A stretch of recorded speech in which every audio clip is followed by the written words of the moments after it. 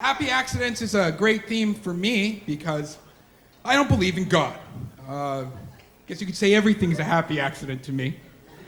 But when I graduated high school, I looked a little different than I do now. I weighed over 300 pounds, so I was a little obese. And my mom bought all my clothes for me.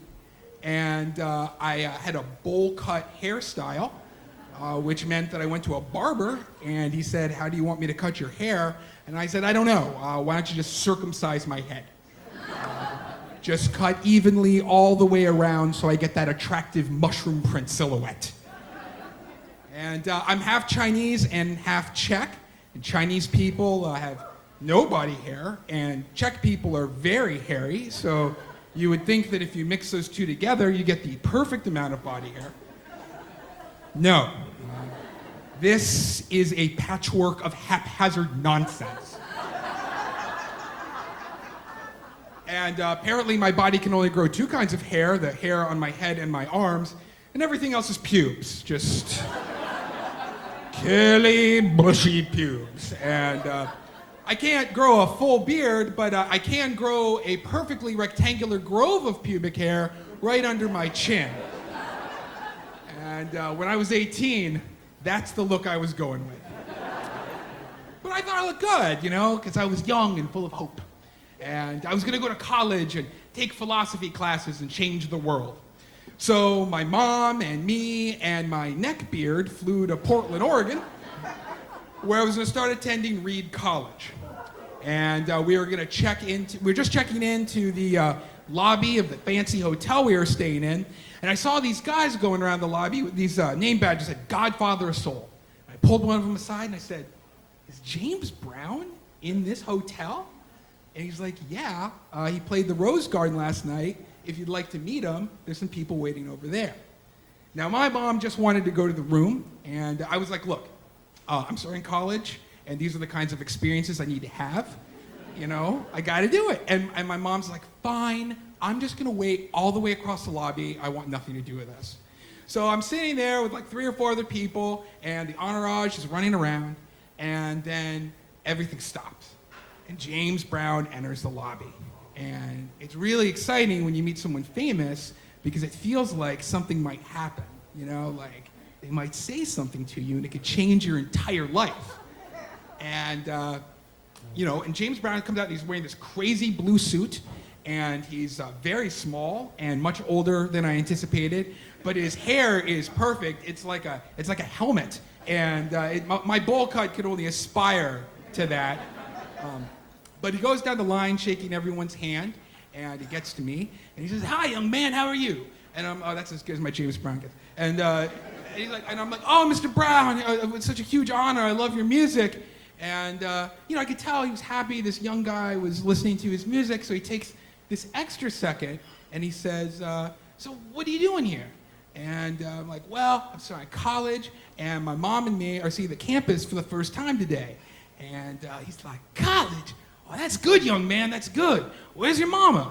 And my mom weighs like 90 pounds, and she's 100% white, and no one has ever put us together before. But James Brown is like mama radar, and he points across this busy lobby right at my mom. He's like, "Is that your mama? Get her over here." And so I motion for my mom to come over, and she makes like this major eye roll. She walks over, and then James Brown takes my hands, and he puts my mom's hands on top of mine, and then he sandwiches all of our hands with his hands. And he gets real serious, and he's about to say something, and I'm like, is he about to give me the funk? Is this about to happen? And he goes, "All right, now, you promise Mr. Brown and your mama you're gonna stay in school."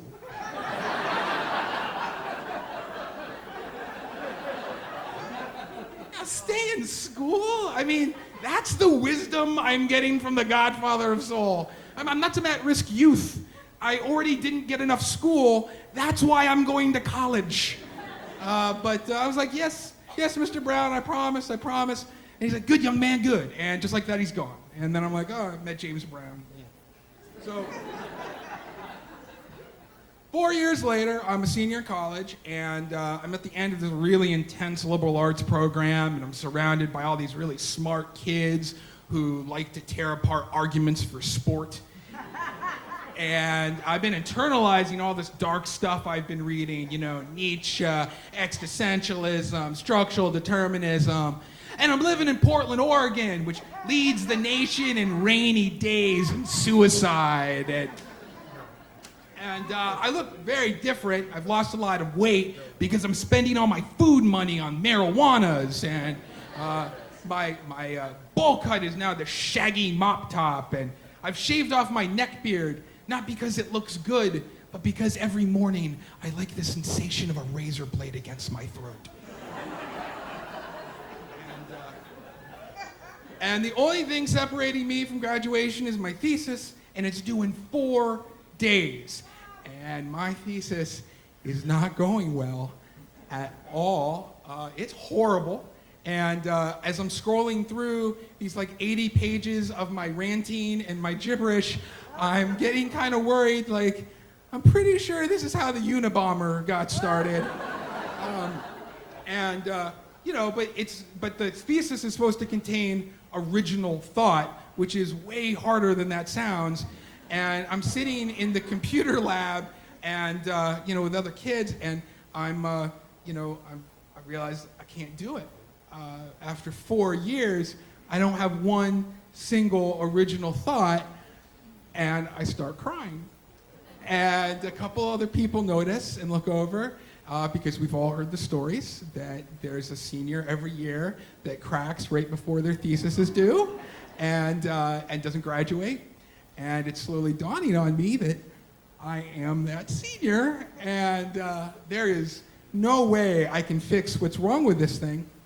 And so I get, you know, I just sort of focus in on, you know, how I'm not going to be able to finish and that I have to drop out.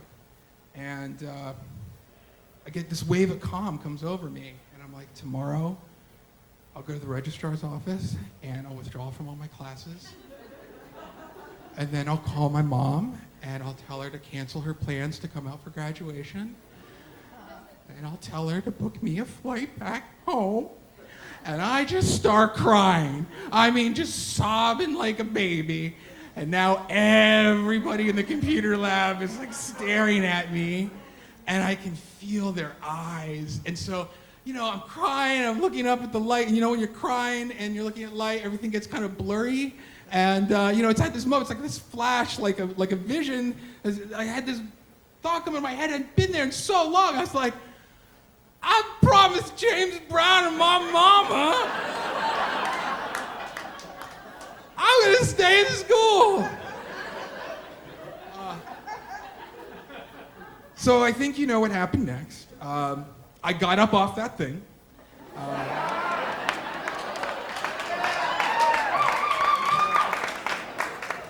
Hopped up on my good foot. And because I was living in America, I went to the men's room and crushed and snorted 3 pills of Ritalin I bought off a kid with ADHD. And it felt good. And for the next 72 hours straight, I cranked out the biggest word turd of my academic career.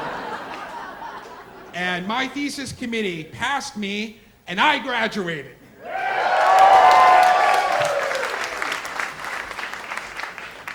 Mostly because they were afraid I'd try again. Now, some people would say I had a spiritual experience. I don't know. I mean, who am I to say? Maybe God helps us through rough patches by sending us aging R&B legends. I don't know. Or maybe there was this very nice man who was justifiably very busy, and he saw a funny-looking kid he thought could use some kindness. Probably something he'd done countless times for countless people around the world. And I'm grateful for it.